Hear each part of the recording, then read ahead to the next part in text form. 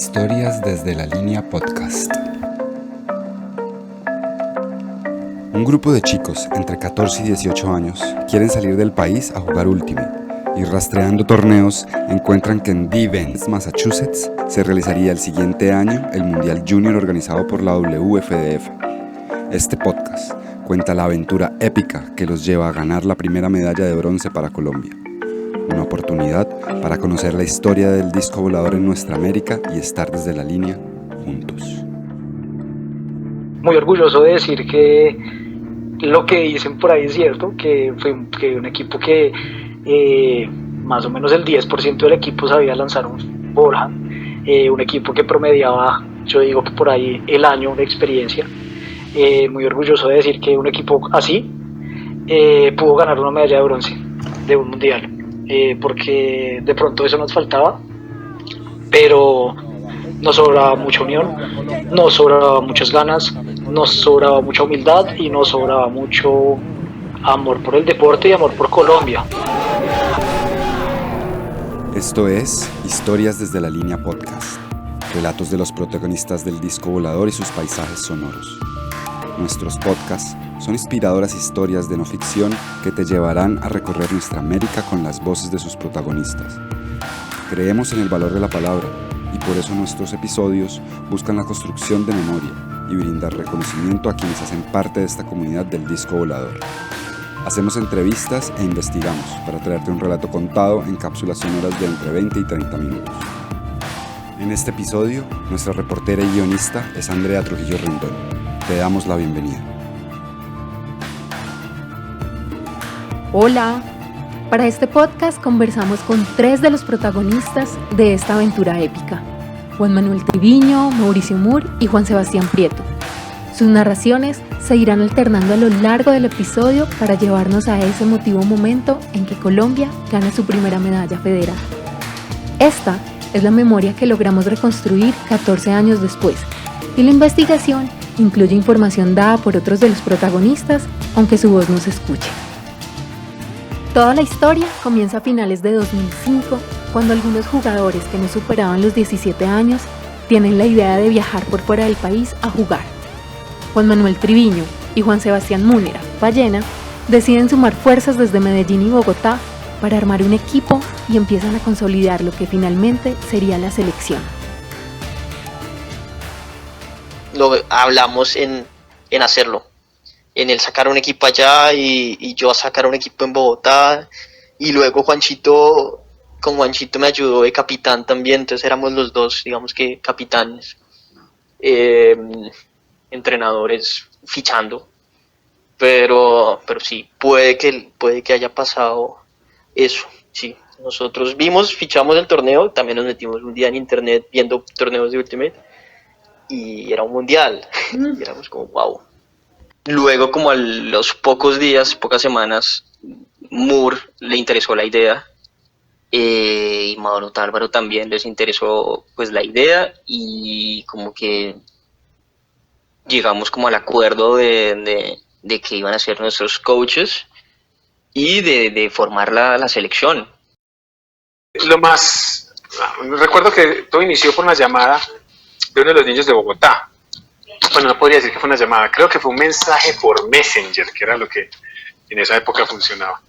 Y si mal no recuerdo, fue Juan Manuel Triviño que nos preguntó, o que nos contó en algún momento, si nosotros conocíamos de ese evento llamado Mundial Junior. Yo, sinceramente, hasta que él me lo preguntó, yo no había reparado en eso. Yo pensaba que los mundiales solamente existían en las categorías élite. No tenía registro de los mundiales en las categorías junior, y inmediatamente me lo dijo. Pues entré a internet a buscar de qué se trataba la cuestión, y ahí fue donde se abrió todo ese panorama de que había un mundial junior. Encima era en Estados Unidos, que era cerca. Lo que empezó como una idea de viajar por fuera terminó siendo el primer proceso de selección junior en Colombia.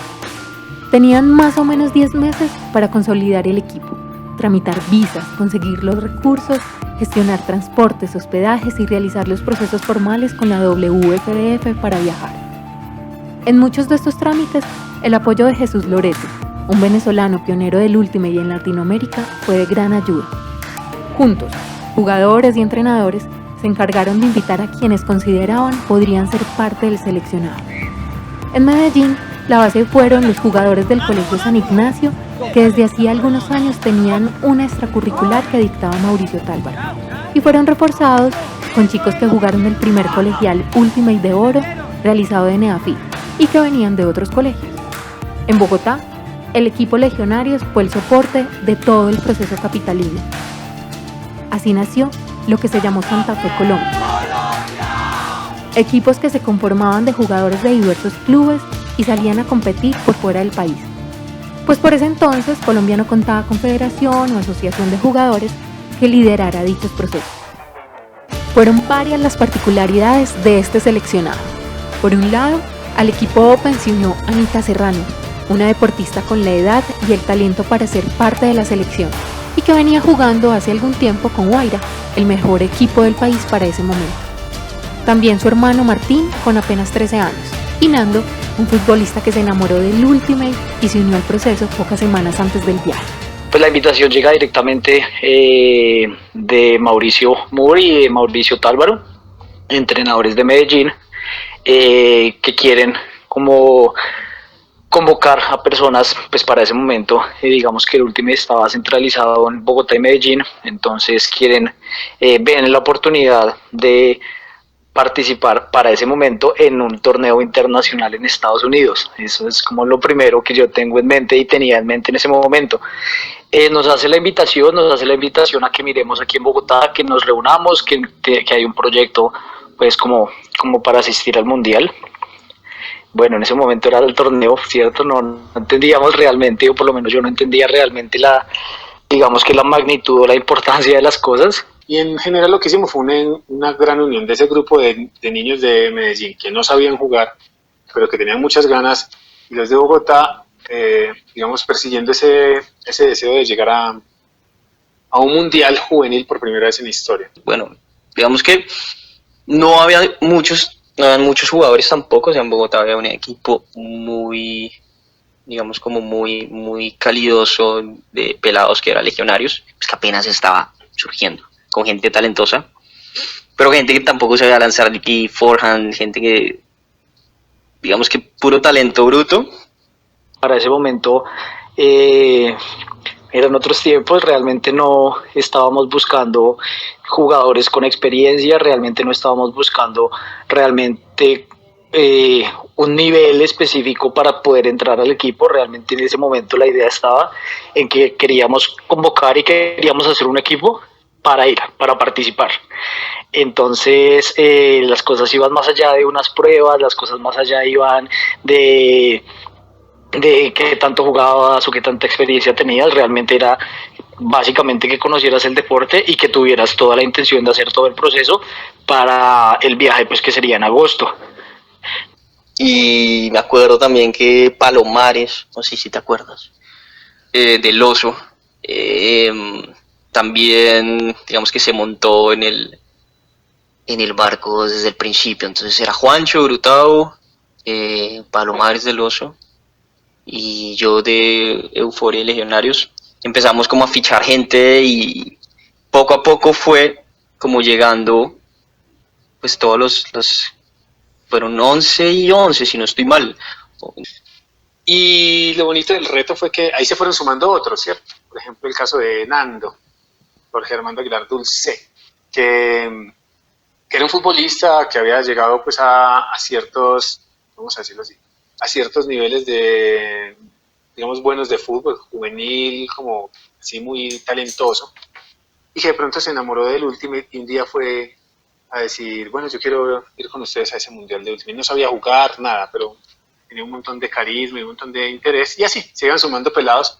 En ese entonces no había mucho que hacer tryouts, pues era una cuestión más de tener ganas, si podrías conseguir la plata, sí, bueno, dale, entonces entré al proceso, aunque también hay que admitir que los chicos de Bogotá tenían obviamente su resistencia y querían pues que no se fuera pues como, digamos, vulnerando mucho tener un muy buen equipo, y eso también nos exigió a nosotros que los que fueran entrando se fueran poniendo al nivel de lo que se quería lograr, que era llevar una buena representación de Colombia al mundial. Entre todas esas aparecieron dos personajes muy interesantes, digo, uno así como Jorge Armando Aguilar, que venía de la nada, digámoslo así, de ni siquiera saber jugar Ultimate y se había recién enamorado del deporte y ya quería ir al Mundial. Y otra de esas cuestiones así atípicas fue Ana Serrano, que era una niña que era muy buena jugadora, tenía la edad y como era categoría Open, pues preguntó si podía ir con el equipo masculino y como tenía tan buen nivel se le aceptó. Me acuerdo mucho de que Nando llegó faltando pocas semanas para el viaje y algunos jugadores se nos habían caído, entonces fue como que, de hecho me acuerdo que yo no estaba de acuerdo con que Nando fuera al principio porque Nando no sabía lanzar, o sea, era un man que corría mucho, era muy ágil, nos ganaba a todos en las pruebas de poner un cono y otro cono en 10 metros, 20 metros, o sea, mientras nosotros nos parábamos, él ya estaba tocando el cono. Y era muy crack, pero no sabía lanzar y entonces a mí eso me estresaba mucho. Bueno, eran las épocas de todo eso que empezó a suceder tan bonito en EAFIT. Y de ahí pues también ahí se juntó, como vos decís, Juan Felipe Rincón, pues Homero, se juntó Julián Gaviria también y se empezó a juntar otros que llevaban también un tiempo jugando Ultimate, como Esteban Arango, que jugaba Ultimate desde que nació, o que también Ballena, que también lleva un montón de tiempo jugando. Entonces ahí se fue constituyendo más el equipo. La parte de las concentraciones fue complicada. Lo que se hacía o lo que hacíamos era que los de Bogotá entrenaban por su cuenta alrededor, digamos, de lo que hacía Legionarios. Los de aquí entrenaban con Mauro. Y después de consolidar el equipo, llegó el momento de conocerse. Nosotros sabíamos, aunque no conocíamos, digamos que a ciencia cierta, quiénes eran, pero sabíamos que había un proceso que se estaba llevando a cabo en Medellín, ¿cierto? Digamos que nos unía el mismo sueño y el mismo objetivo. Nos íbamos a conocer más adelante, si la memoria no me falla, en Semana Santa, en la primera concentración que hicimos en Medellín.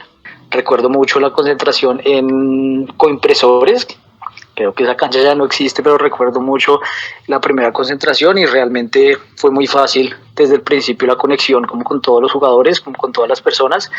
Tal vez por eso, porque realmente no nos tenía ya un nivel específico, no nos tenía ya unas cualidades o experiencia, digamos que específica, sino nos tenía ya, era como poder cumplir el objetivo. El entrenamiento de estos chicos tuvo tanto el componente físico como el técnico y el táctico.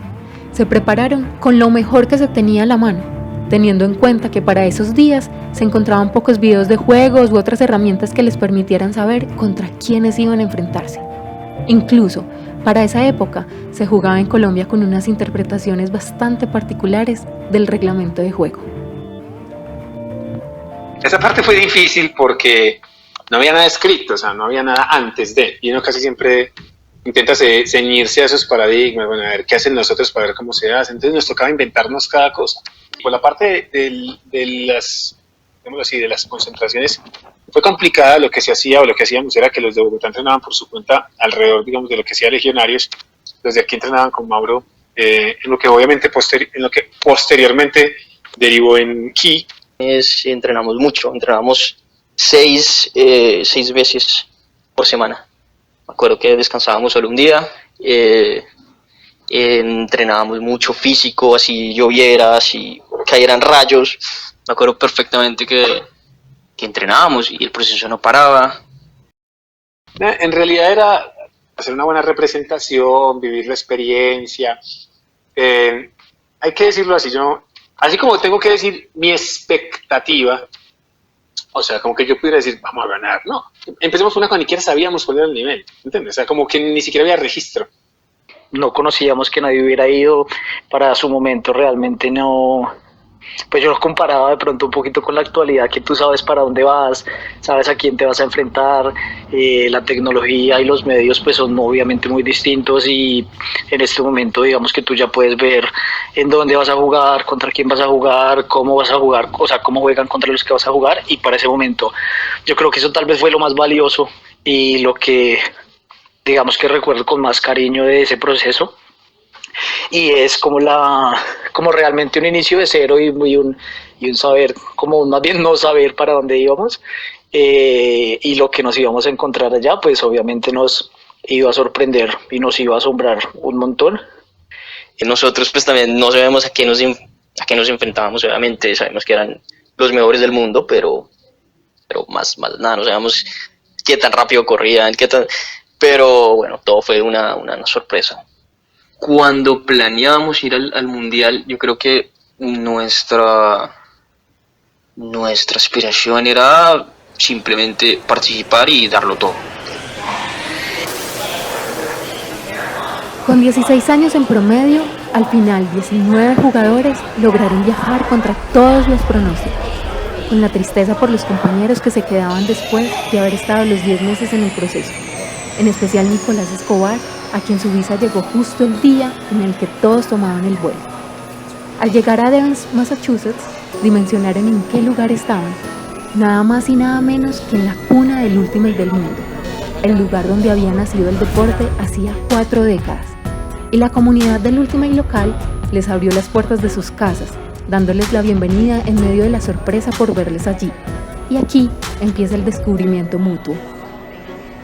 Que digamos que los papás de los jugadores que nos estaban hospedando eran personas que jugaban desde los años 70, eran personas que habían sido campeones mundiales varias veces, eran jugadoras de equipos históricos como The Dark Glory o Lady Godiva, que en femenino.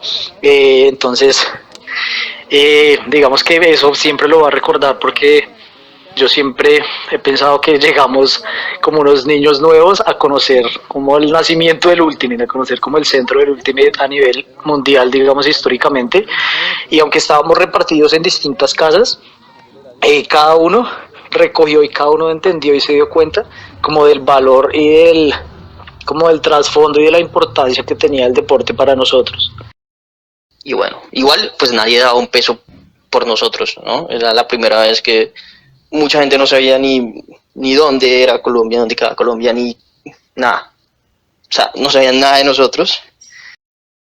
Digamos que nuestras cualidades, al ver también un poco nuestras cualidades físicas, pues se inclinaron un poco más como por decirnos que pasáramos muy bien, que era una experiencia, que no nos fuéramos a preocupar si perdíamos, que no, o sea, como que nos vieron, obviamente, pues no podíamos esconder la ansiedad, el susto, y pues mucho menos podíamos esconder nuestras, digamos que cualidades físicas en lo visible, digamos inmediatamente, nuestra contextura, nuestra estatura.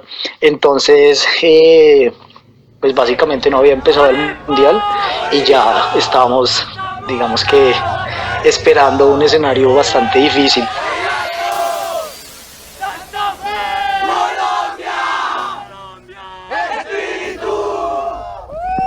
Al ritmo de Shakira, Anita hizo la presentación oficial del equipo colombiano en la inauguración.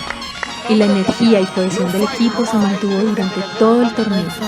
Cada mañana se encontraban y cantaban hasta llegar a las canchas. Todo era, digamos, de un color, ¿cierto? Era un color festivo, alegría, disfrutar, conocer. ¡Ay, la inauguración! ¡Ay, la inauguración! Una cosa así como que entra a Disney. Uno dice, vengo por la experiencia, no porque de aquí me vaya a llevar a algo, sino por lo que voy a vivir en este momento, en este lugar, en esta experiencia. Y ya. Pues llegábamos y todo el mundo nos miraba. ¿Quiénes son? La gente. Hicimos un previo calentamiento, como entrenamientos en Devens, en la ciudad donde era el mundial. Y llegamos ya a los campos donde se desarrollaba y empezó a hacer un viento muy fuerte.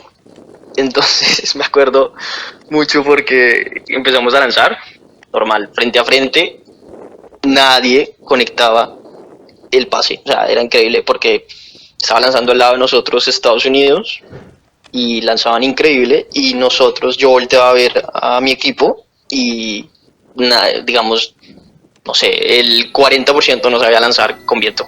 Todos nos llevaban como 3 cabezas. Y es que el equipo colombiano no superaba el 1,70 de estatura. Es más, muchos ni llegaban al 1,60. Y mientras que en Colombia habían empezado a jugar la mayoría el año anterior y las falencias técnicas eran evidentes, en el equipo local, por ejemplo, jugaban los nietos de los fundadores del deporte y las destrezas técnicas y los conocimientos tácticos eran muy superiores. Los colombianos eran conscientes de todo esto, pero también eran conscientes de lo que tenían. Reconocían que ninguno de ellos venía de la corriente del Ultimate recreativo y sus ganas de ganar y competir eran muy altas. Y si algo tenía este equipo, era pasión. Tengo, digamos que muy vivo el recuerdo de nuestro primer entrenamiento en la cancha del torneo, con nuestro primer rival que iba a ser Suecia, viéndonos y digamos que en el buen sentido de la palabra como burlándose un poco de nuestras limitaciones y como digamos que haciéndonos sentir desde su lugar ahí sentados viéndonos nuestro entrenamiento, pues como que no teníamos muchas oportunidades de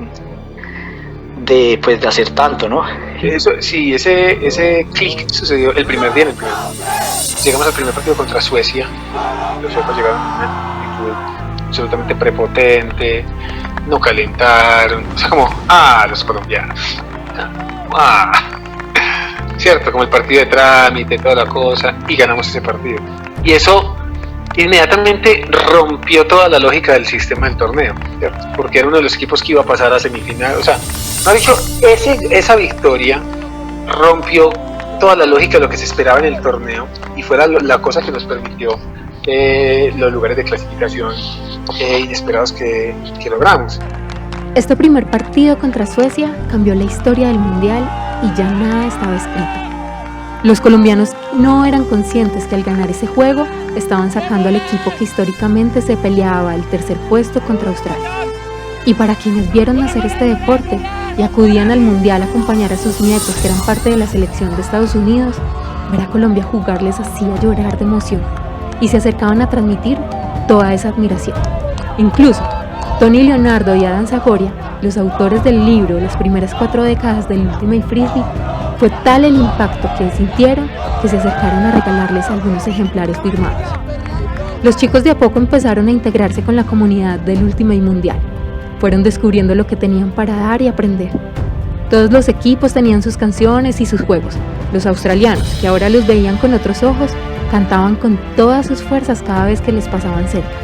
Y los colombianos que no venían preparados sacaron debajo la manga un cántico que han usado muchas delegaciones tricolor después de ellos.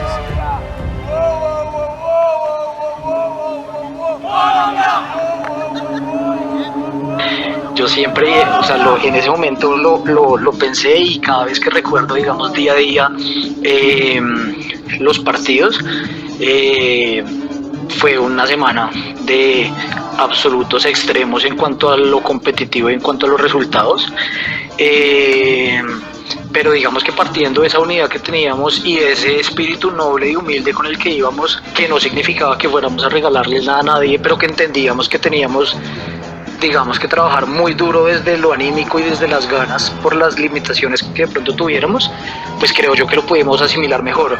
Es muy emocionante, más que nosotros éramos unos enanos, no conocíamos, pues nadie de Colombia, digamos, conocía el Ultimate ya profesional, serio, ¿sabes? Con coaches preparados, con tanta experiencia. Nosotros fue todo un proceso de ver cómo era. Y copiar cosas, copiar cortes. Después de un todos contra todos, que incluía partidos contra Estados Unidos, Canadá, Finlandia, Suecia, Israel, Australia y Gran Bretaña, la selección Colombia sorpresivamente pasó a semifinales. En las que obviamente, pues nuestra primera llave de semifinal fue contra Estados Unidos, nos metieron una pela apoteósica, pero que disfrutamos, porque bueno, una pela apoteósica tampoco, 17-7, una cosa así, pero lo disfrutamos un montón, pero teníamos muy claro que el chance que teníamos era el tercer y cuarto, que fue contra Australia. Los australianos por su parte jugaron la semifinal contra Canadá y quedaron muy cerca de pasar a la final. Llegaron con todo el peso de esa pérdida a jugar por el tercer puesto, un partido que parecía más de trámite para ellos, al haberle ganado ya a Colombia 17-9 en la primera ronda.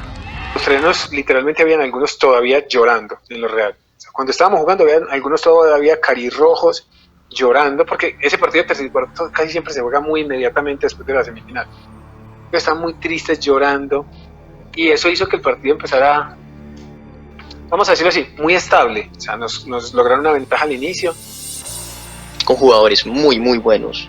Los jugadores de ellos que todavía siguen, son en este momento como capitanes de selección, y entrenadores y gente muy, muy pro, que todos sabían lanzar, digamos, todos los lanzamientos. Y a nivel técnico eran muy superiores a nosotros. Entonces nada, llegamos, empezamos perdiendo 3-0. Entonces fue como que, mierda, otra vez se nos fueron. Luego pues anotamos un pase muy chévere que lo intentaba volver a hacer y no me ha salido. Es por el backhand, forehand de inside agachado. Bueno, muy chévere, que cogió trágico en un vuelo. Entonces eso nos subió mucho el ánimo, y eso nos dio nos volvió a la pelea. El partido se mantuvo en un ritmo estable para los australianos. Iban jugando por inercia y se mantuvieron arriba todo el primer tiempo. Pero en el medio tiempo pasó algo que no se esperaban. En el medio tiempo me acuerdo que nos fuimos 9-6, ellos arriba. Y el medio tiempo fue súper clave el trabajo de los coaches. Me acuerdo tanto que el speech de los Mauros, que fue como todo el mundo nos hicieron cerrar los ojos, nosotros estábamos muertos, literal, muertos así, atacados. Además que pues el partido fue muy intenso, y no, literal, estábamos reventados, que no pegamos más las piernas, no las sentíamos, con un sol horrible. Y los manes nos dicen como, hey, cierren los ojos, piensen que esta medalla como que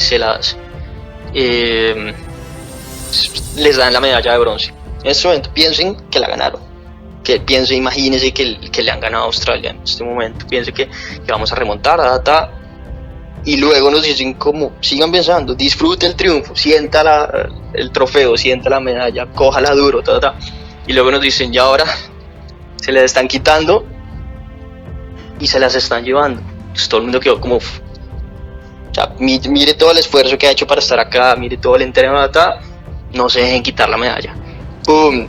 Entonces gritábamos y nos fuimos a jugar otra vez, y empezamos 9-6, 9-7, 9-8, 9-9, 10-9, subimos. Fue muy cerdo, porque al otro lado de la cancha están jugando la final, Estados Unidos-Canadá. No había nadie viendo ese partido. Que por ahí fue, no sé si un tiempo fuera o en el medio tiempo. Creo que fue en el medio tiempo que venían sacando la premiación, ¿cierto? Yo ahí con mi un poquito histriónica la cuestión, y dije, hey muchachos, me acaban de decir algo. Pues, ¿qué pasó? Escucha, parece que se robaron las medallas. ¿Qué? Sí, se robaron las medallas. Sí. Al parecer ustedes ya tenían la medalla de bronce y se las acaban de robar los australianos. Y sí, entonces todos, ¿cómo hacer? Entonces se emocionaron y no nos van a arrebatar del cuello. Y dentro como toda esa energía y tal. Y entonces 19 y bueno, y ahí para allá fue una calentura ese partido, fue como 10-10, 11-10, 12. Un partido muy bonito y que obviamente llegó a un estado de esos que uno no quiere estar nunca. Es un gol de oro. Y un gol de oro con tantas transferencias. No me acuerdo cuántos son, pero unas 6 transferencias o 7. O sea, no fue que fue transferencia. Y en cada transferencia siempre estuvo la posibilidad de anotar. O sea, los australianos estuvieron 2 veces en la puerta de nuestra zona de gol con el disco en la mano. Nosotros estuvimos también con toda la posibilidad de anotar varias veces. Mucha adrenalina. El último punto fue muy heavy, fue como que 12-12, ya gol de oro, empezábamos atacando, ¿de acuerdo? Y hubo como 5 o 6 turns de cada equipo. En el gol de oro tenemos la posibilidad de atacar uno de esos que se le cae desde Australia, no sé si era muy al inicio y tal. Estamos en nuestra zona de gol atacando, y recuerdo que Juan Manuel Triviño tiene el disco. Los 2 turns porque creo que a mí me hacen conteo y en Colombia no había llegado a la regla esa, digamos que a ti te decían antes el Ultimate era 9, 10 conteo, ¿verdad? Y si uno no decía al final conteo, pues no valía. Entonces nosotros hablábamos y luego Moore me dice como, Juan, el disco caído, y yo no lo podía creer. Yo era como, Mauro, pero la regla no dice así. Juan, es otra regla, o sea, estas son las reglas del último. Y yo, vale. Y lo vi, me lo dijo tan convencido, pero yo le dije, Mauro, ¿seguro? O sea, es como, man, estamos al lado, vamos a perder el partido. ¿Usted está seguro que, o sea, sabes, como que yo no estaba seguro, obviamente, porque yo tenía unas reglas, que toda mi vida había jugado con estas reglas, y ahora me están diciendo en el gol de oro de otra regla que yo no sabía. Entonces, Mauro me dijo, Juan, confía. De acuerdo, mucho. Recuerdo la cara de él en esa situación. Una cara como de una angustia, una tristeza que yo no podía ni siquiera describir. Tenía una sensación de, pues como, por mí perdieron, ¿sí me entiendes? Era el gol de oro. Podría decir, casi llora en ese momento. Pero digo que es el momento que más colecciona porque su respuesta fue entregar el disco. Es decir, en un gol de oro, a puertas de nuestra zona de gol, entregar un disco de conteo. Pues nada, yo hice caso. Y yo, vale. Entregamos el disco, recogieron y luego por ahí Trágico hace una defensa muy cerda. Y ya luego ahí hay otro, pues se les cae a ellos, la cogemos nosotros y ahí anotamos. Fue muy emocionante. Que ganamos ese gol de oro después de, digamos que por el lado que debía ser. En ese momento hablábamos y decíamos que si estaba para perder lo íbamos a perder, pero si tenía que ser para nosotros, iba a ser para nosotros, pero nosotros no teníamos que hacer nada, digamos, que fuera en contra de ese espíritu de juego, o más allá del espíritu, en contra de la honestidad. O sea, que si iba a ser para nosotros, ese disco se iba a tener que volver a caer y nosotros íbamos a tener que hacer el gol. Entonces, obviamente, pues es una lección de vida, es una lección que pues jamás se me va a olvidar. Y nosotros no lo podíamos creer tampoco. Nosotros estábamos muy felices, muy, o sea, yo creo que esa sensación de haber ganado más que con ese partidazo que fue, no creo que alguno de los jugadores de ahí haya tenido algo parecido, porque es que fue realmente emocionante lo que hizo. Nadie, literal, o sea, nadie daba un peso por nosotros. Nadie pensaba que fuéramos a ganar de Australia. Porque ellos, así como nosotros en ese momento y un poquito más lento, nos dimos cuenta de lo que nos estábamos jugando. Ellos, pues, dada su experiencia y su recorrido, digamos que por años, como país mundialista y como país, digamos que reconocido en el ámbito de Ultimate, pues ellos tenían muy claro lo que habían perdido. Entonces, pues obviamente muchas lágrimas, unas de felicidad, otras de tristeza. Nadie salía del asombro, ni colombianos, ni australianos, ni espectadores lograban entender qué había pasado. ¿Quiénes eran esos que llegaban a trastocar el orden de un deporte jugado por países del llamado primer mundo? ¿Quiénes a fuerza de sudor, cantos, vuelos y backhands se atrevían a colgarse una medalla? El torneo es muy bonito y es muy chévere, también me acuerdo mucho ver cómo en ese lugar pues era como un pueblo, entonces llevaban mucho a los niños a que vieran. Entonces me acuerdo mucho y siempre pienso que nosotros empezamos, digamos con toda la humildad del mundo, pero empezamos el torneo pidiendo autógrafos y el torneo lo terminamos, digamos que muchos niños acercándose a nosotros a pedirnos que les firmáramos una camiseta, a pedirnos que les firmáramos un frisbee. Te decía como, o sea, los de Australia llorando, cogían la cabeza, obviamente, o sea, ellos antes de empezar el partido contra nosotros ya tenían la medalla, o sea, sabían que iban a ganar. El fútbol de esa época era otro Ultimate de esa época, o sea, los lanzamientos, la técnica, la táctica. pero que entrenaban, pero o sea, era una pasión. Yo diría, ojalá los de hoy fueran, ojalá los deportistas de hoy tuvieran al menos la mitad de la pasión que había en cada uno de los pelados de esa época. Yo diría, un gran factor diferencial en esa época fue eso, ¿no? En esa época la pasión por lo que estaban haciendo era incalculable. Hoy lo hacen porque está bien, y hay algunos que sí se les nota mucho esa pasión, no todos. O sea, hoy para juntarlos en una sala por internet hay que rogarles un poquito. En esa época hacían lo que tuvieran que hacer, conseguían el dinero, viajaban a donde tuvieran que viajar. O sea, yo valoro mucho esa pasión, porque esa pasión es la base que ha hecho que en el mundo nos reconozcan como un país muy apasionado cuando jugamos Ultimate Frisbee.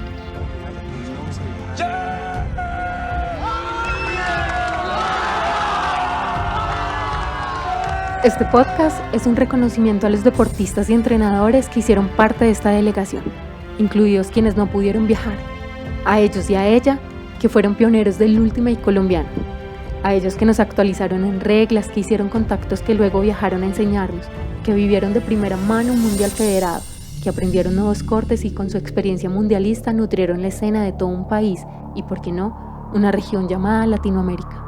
A ellos que pusieron el nombre de Colombia en el mapa del Ultimate, que fueron la punta de lanza para las generaciones que aún siguen viajando con la amarilla.